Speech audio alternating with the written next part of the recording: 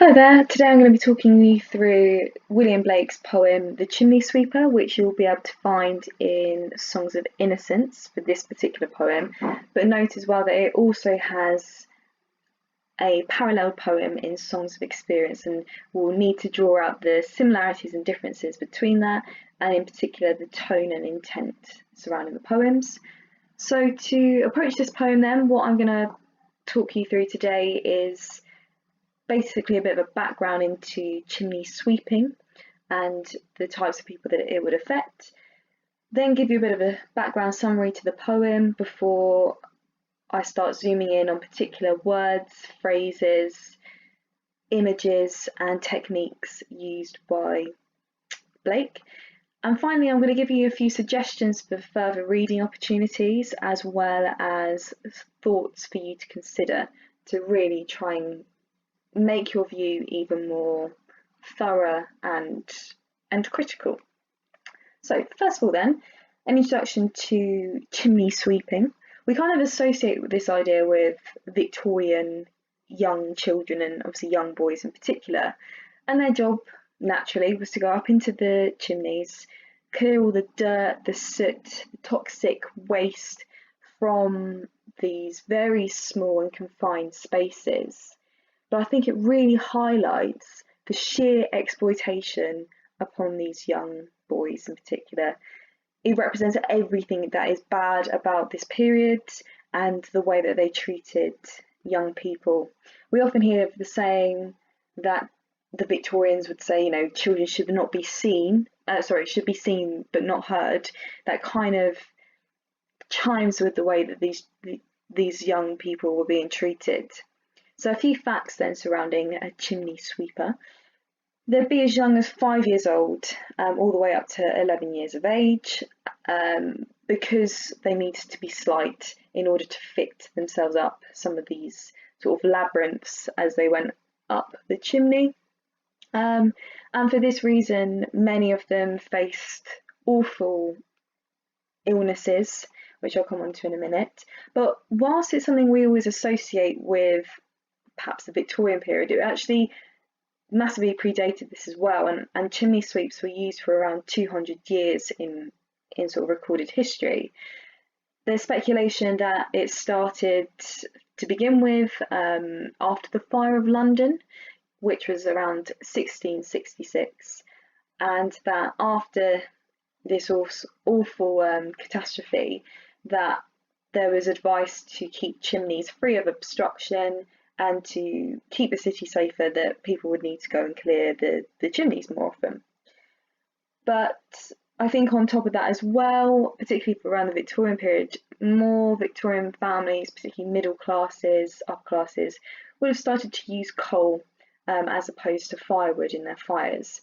So therefore it meant that there was more toxic sort of waste going through their chimneys and into their homes. So therefore these young boys were employed to do the dirty work for them.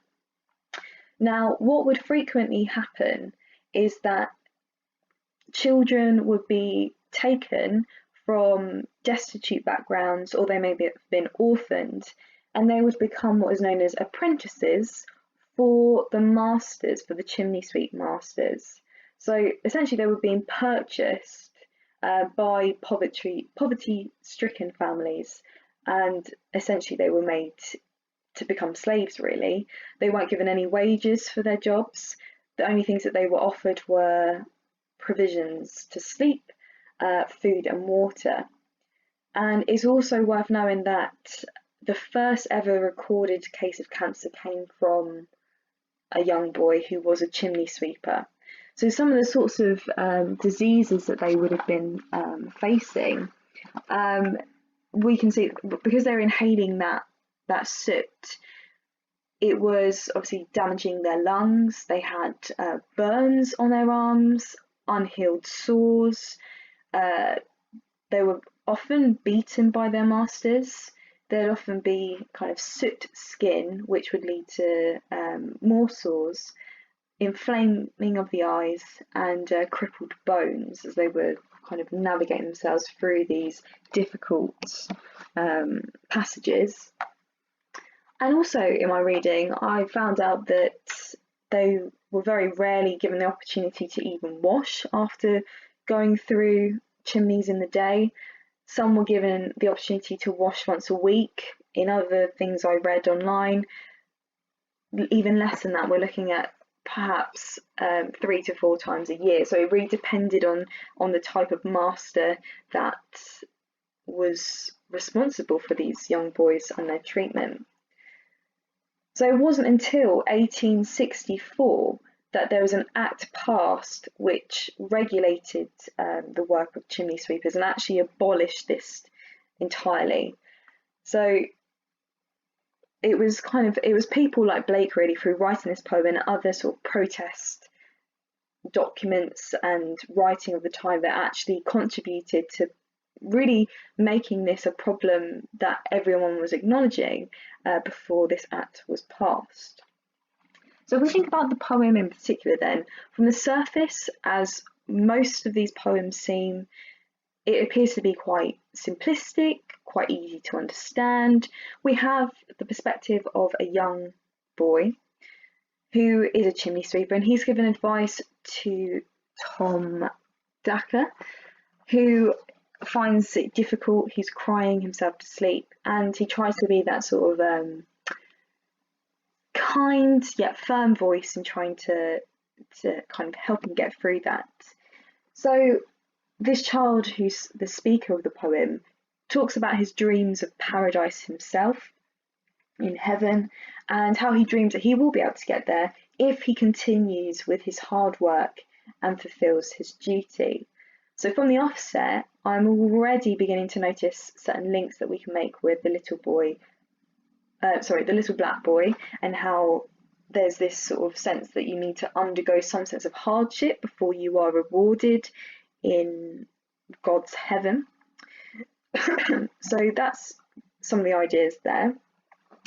And I'm now going to give you a bit of a step-by-step analysis through this poem.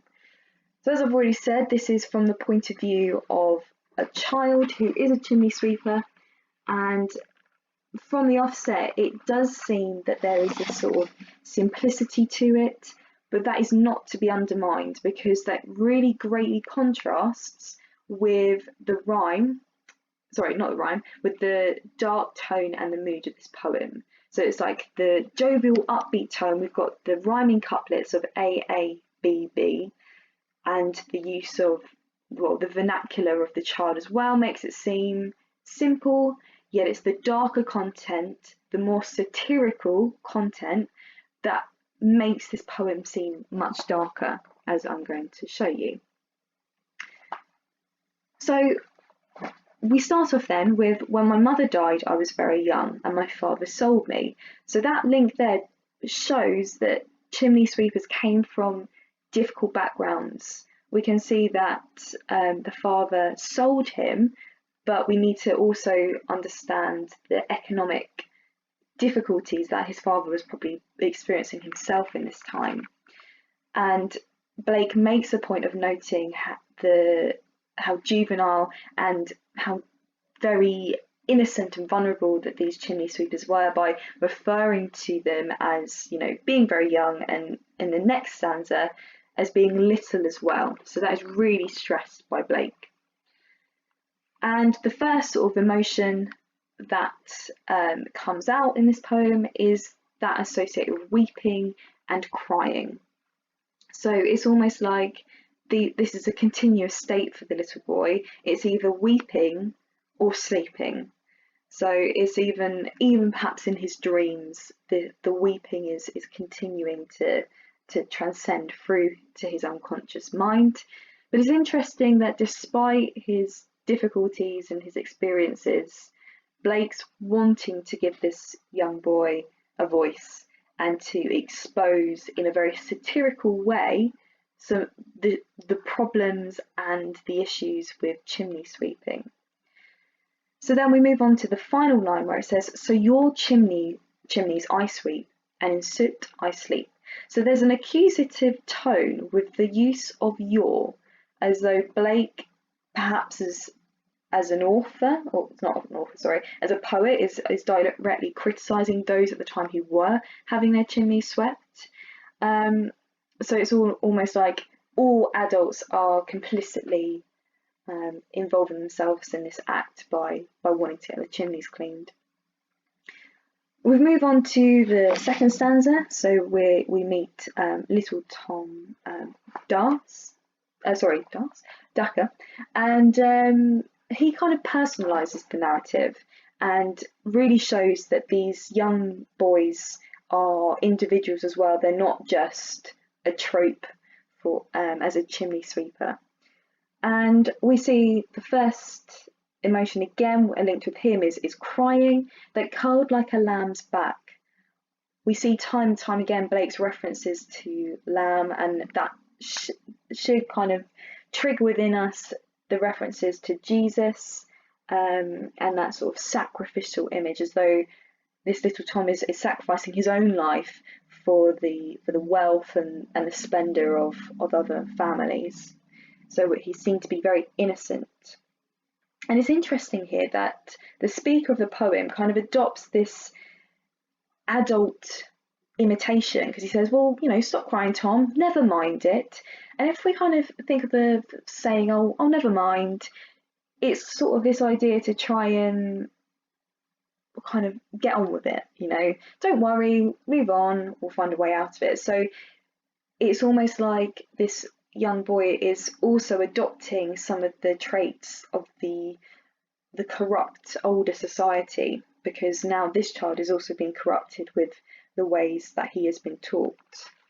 And the advice he gives is that the soot cannot spoil your white hair. So we have further contrast in the stanza between soot, obviously being connoted with blackness, and the whiteness of the little boy's hair. So the idea that the little boy is very angelic, and actually it's the darkness of the soot which is the cause of the exploitation. So we have this light and dark idea that's being explored here. And so he was quiet, and that very night, as Tom was a-sleeping, he had such a sight. So is that sight there, is that a dream or a nightmare? Something for you to reflect and consider on. That thousands of sweepers, Dick, Joe, Ned and Jack, were all of them locked up in coffins black. So we have the word thousands, which I want you to question whether this is hyperbole or not. Is it exaggeration, or is it actually Blake making a social comment that too many people are actually enduring this suffering? And then the names Dick, Joe, Ned and Jack are used, and they're kind of names associated with every man. So appealing to adults reading this poem, because this could have been anyone's child. These are common names. So it's trying to really draw out that sympathy from the reader. But all of them are locked up in coffins of black.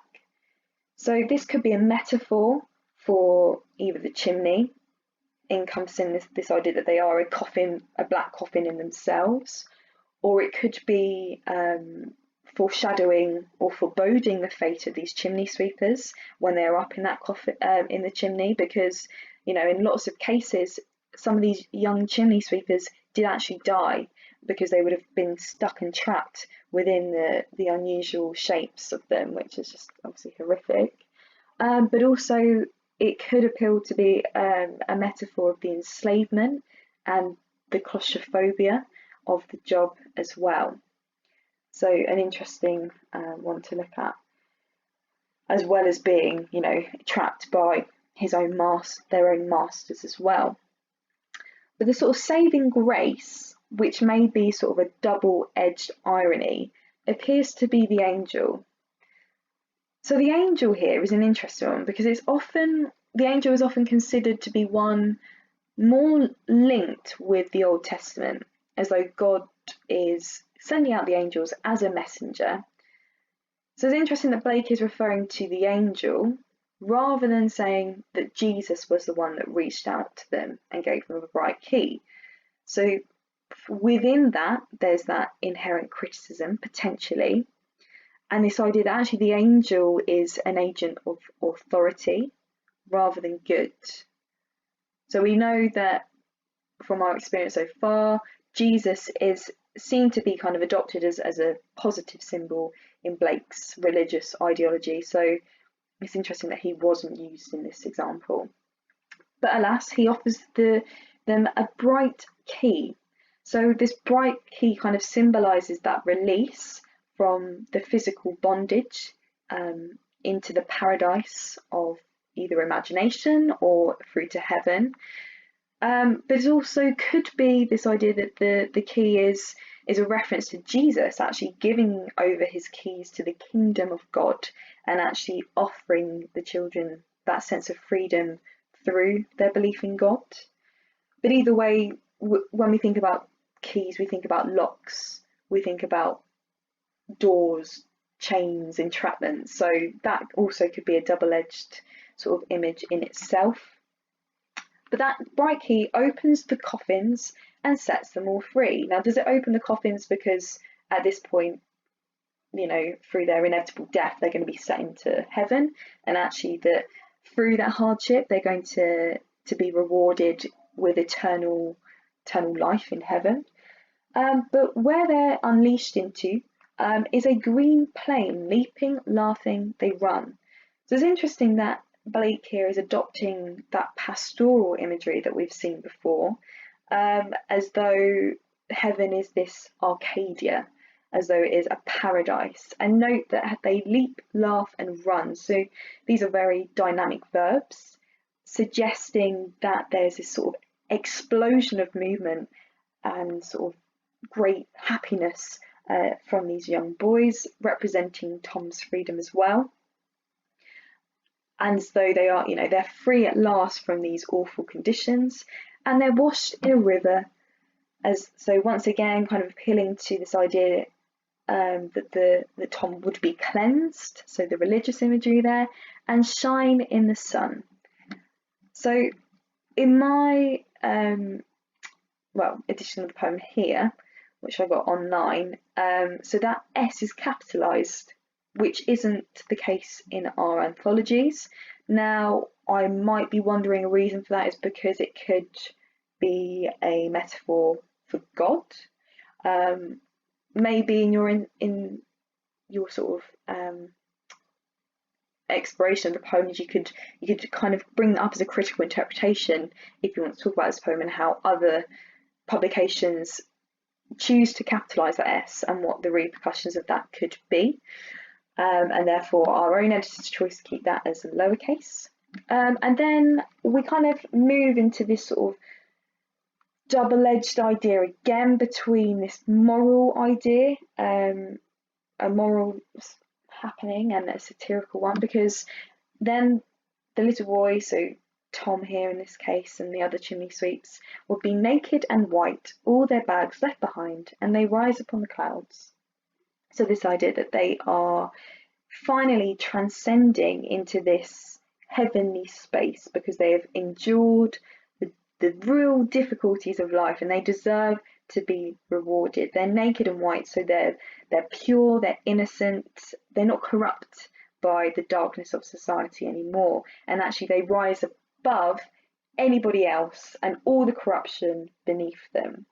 So this sense of the word rise then, we have to say, parallels with the introduction and the little black boy, this idea that there needs to be this ability to rise above humanity into heaven in order to be set free. So this kind of sense of spirituality being lifted above.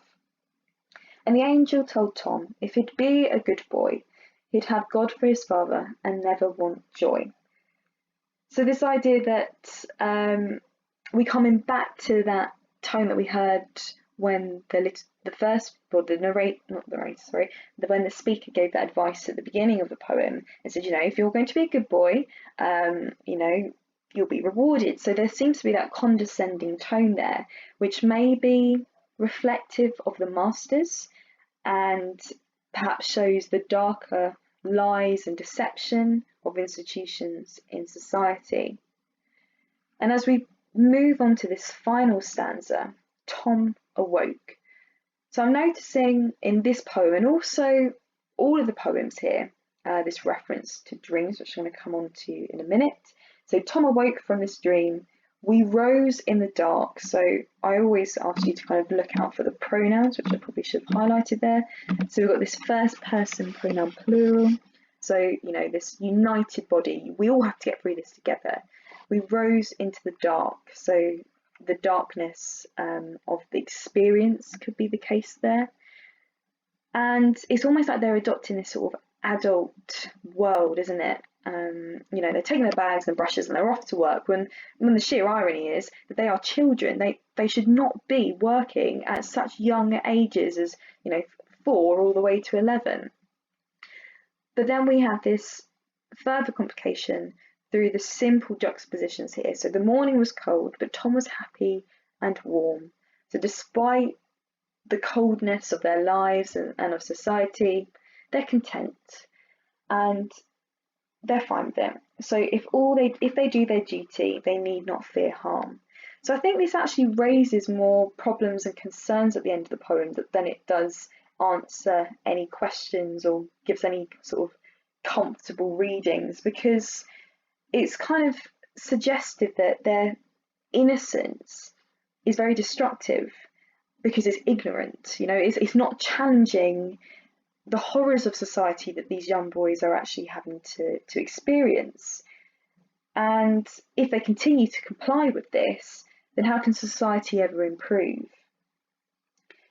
But then again, another sort of reflection could be that, you know, if children put all their trust into their elders and believe what the adults are telling them, then the cycle is just going to continue, because as we can see here, the speaker of the poem is offering that advice, the same advice that he was probably given to Tom, and Tom will then, you know, say it to Dick, Joe, Ned and Jack, and so it will continue. So I think potentially Blake here at the close of the poem is being very, very critical, very satirical, because he may be arguing that you should not lose your sense of judgment for the sake of what you think to be goodwill. So really very satirical. That's a key word I keep banging on about here. So I think final things that you could begin looking into in terms of further reading then is I really would like you to explore this idea of the social construction of childhood. We know in our society today, as contemporary readers of this poem, that childhood is seen to be the sacred space, this sort of nostalgic, romanticised state, because we simply can't get back to that.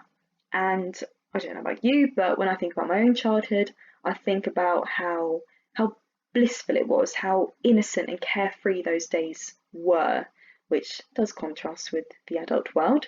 So I want you to think about what Blake could be protesting about in terms of childhood.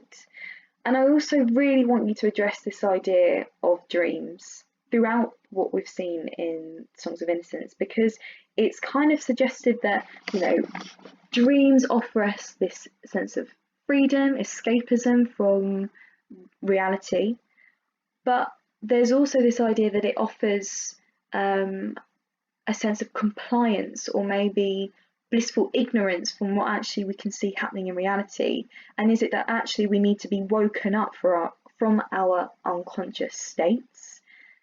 But then on the other hand, is it that in order to understand and experience these poems, we need to be like Blake in going to this dreamlike state of reimagining our childhood in order to understand a little bit more how to connect with the childhood state as well, which he does celebrate, but I think we can't hide away and shy away from the sheer complexity and the criticism of Victorian society.